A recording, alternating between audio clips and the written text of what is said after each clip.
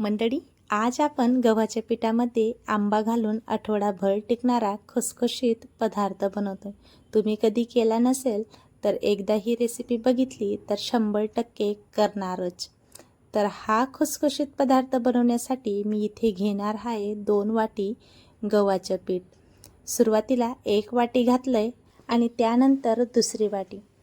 गव्हाचं पीठ घेताना चाळूनच घ्यायचं. त्यानंतर सारखेच वाटीने मी इथे अर्धी वाटी तांदळाचं पीठ घेतलं आहे आणि पाव वाटी मी रवाचा वापर करणार आहे. रवा जर जाड असेल तर मिक्सरमध्ये थोडासा फिरून घ्यायचा आणि बारीक असेल तर तुम्ही असाच वापरू शकता. आता हे सगळं साहित्य आहे ते एकदा मिक्स करून घ्यायचं व्यवस्थित, म्हणजे सगळं एकजीव. तुम्हाला माझी जर रेसिपी आवडत असेल तर एक लाईक करायला विसरू नका आणि तुम्ही ही रेसिपी कुठून पाहत आहे हे सुद्धा मला कमेंटमध्ये नक्की सांगा, म्हणजे मी तुमचे आभार व्यक्त करू शकेल. सगळं हे मिक्स करून घेतल्यानंतर मी 1 वाटी आंब्याचा पल्प घेतलाय. एक मोठा हापूस आंबा होता त्याचा असा पल्प काढून घेतलाय. त्यानंतर मिक्सरला फिरवून घेतलेला आहे आणि 1 वाटी भरून असा हा आंब्याचा पल्प झालेला आहे. आता एक मोठा आंबा असल्यामुळे सारख्याच वाटीने आपण सगळं साहित्य घेतलेलं आहे. हा आंबाचा पल्प या पिठामध्ये घातल्यानंतर सेम वाटीने मी अर्धी वाटी गूळ घेतला आहे. आता तो गूळ पण मी मस्त किसून घेतला होता.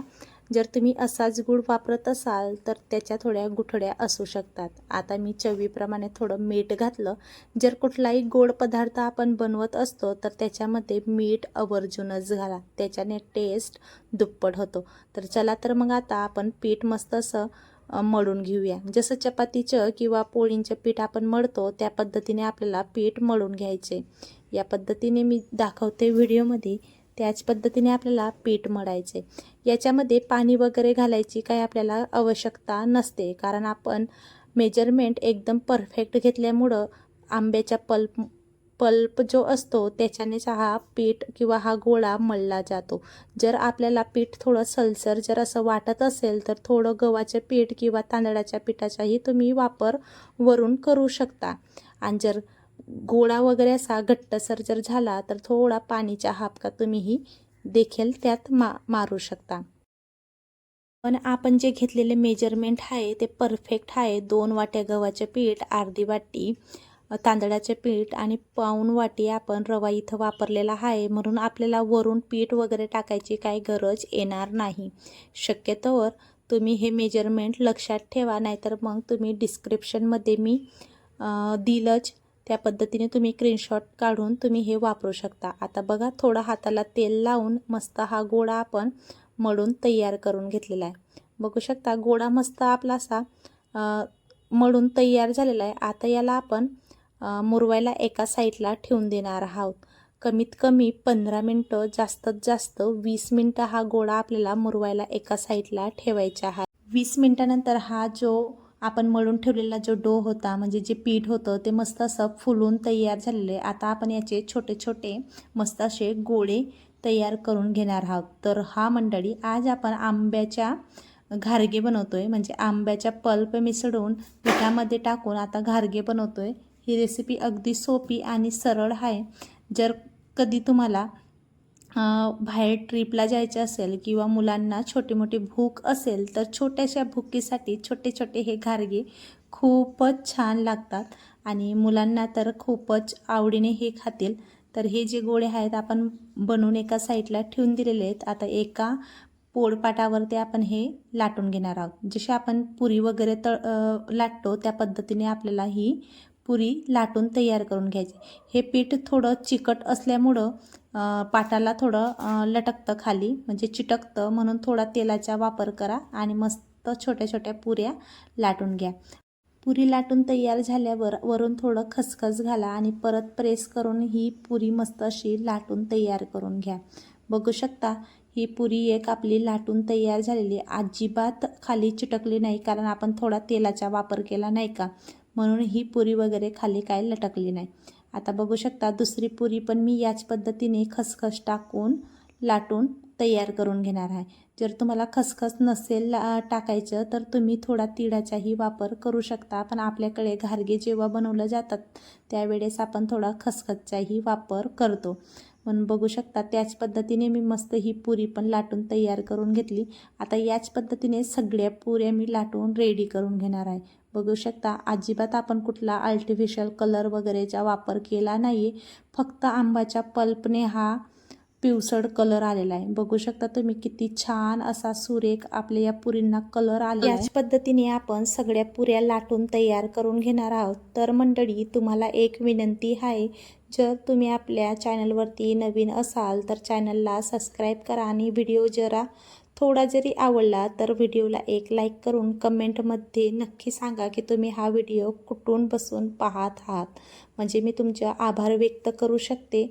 आणि बघू शकता या पुऱ्या सगळ्या मस्त आपल्या लाटून तयार झालेल्या आहेत. आता आपण यांना तळून घेणार आहोत.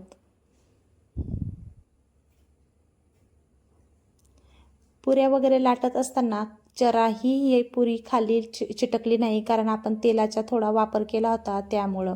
आता गॅसची फ्लेम एकदम हाय ठेवली आहे तेल तापवण्यासाठी. आणि एक गोळा मी टाकून बघते. गोळा थोडा बारीक मी टाकून बघितला, थोडासा गोल्डन वगैरे झाला की समजायचं की तेल मस्त असं तापलेलं आहे.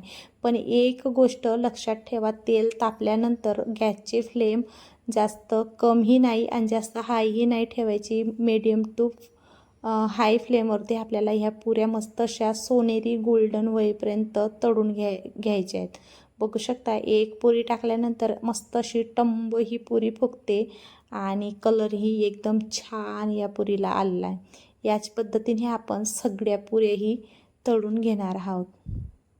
गॅसची फ्लेम लो टू मीडियम ठेवल्यानंतर आपण हे घारगे तळतो. जर गॅस अगदी कम राहिला तर हे घारगे तेल पिऊ शकता आणि गॅस अगदी हाय राहिला तर घारगे जळू शकता. म्हणून मीडियम फ्लेमवरती आपल्याला हे घारगे सगळे तळून घ्यायचे आहेत. बघू शकता मस्त असे कडाने टंब फुगलेले हे घारगे आपले रेडी झालेले आहेत तळून.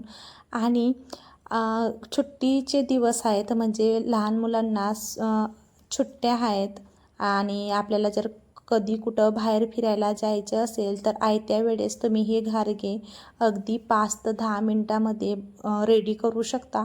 आणि एकदम सोपी आणि सरळ ही रेसिपी आहे आणि अगदी आयत्या वेळेस हे घारगे बनवून रेडी होतात. जर तुमच्या मुलांना छोटी मोठी भूक असेल तर तुम्ही त्यावेळेससुद्धा हे घारगे त्यांना तळून देऊ शकता. आणि संध्याकाळच्या चहासोबत किंवा सकाळच्या नाश्त्यासोबत जरी तुम्ही हे घारगे मुलांना किंवा घरच्या सदस्यांना दिले तर अगदी सोयीस्कर आणि एकदम छान हे रेसिपी आहे. आठवडाभर टिकणारा हा पदार्थ आहे. अगदी सोपा आणि सरळ शब्दात जरी सांगितलं तर एकदम सोपी आणि सरळ ही रेसिपी आहे.